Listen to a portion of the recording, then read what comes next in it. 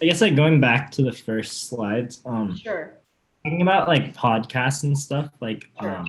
in terms of like the production of that and like the design, do you think that there's like a lot that goes into that? Because I know it like seems pretty simple, just like putting a camera on two people talking, but do you think it's like an intricate process? It is intricate. So, Benjamin, okay, so there's podcast equipment that you have. You don't want to just use your iPhone. There's professional equipment that you want to buy and use. And then you have usually a videographer or someone that knows how to cut the audio cuts because it's not just turning on a camera or a podcast and you just speaking and you talk about it. You got to think about the questions, right? So when I interview a CEO, I got to think about what is their business, what is the messaging, what is the branding. Okay, why would all these people want to listen to you? So you want to come up with very strategic interview questions first to make the content compelling where people want to listen and you want to educate them. But at the same time, this is your opportunity to show the brand what they do and how they think and what their client approach is.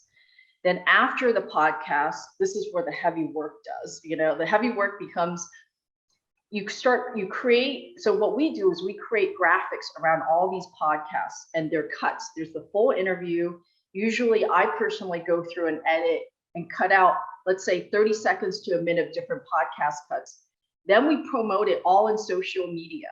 So these podcast cuts are no longer your kind of like your boring, flat, static graphics. You're actually listening to little 30-second teasers now. And so we use this as a way to promote the clients. And then we also upload them on YouTube, Vimeo.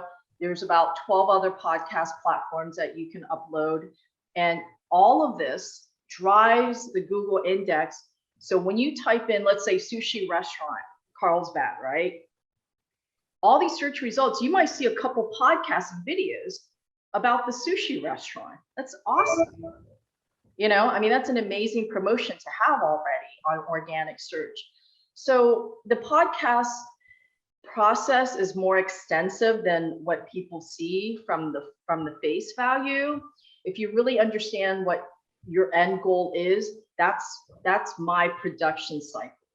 It's full on.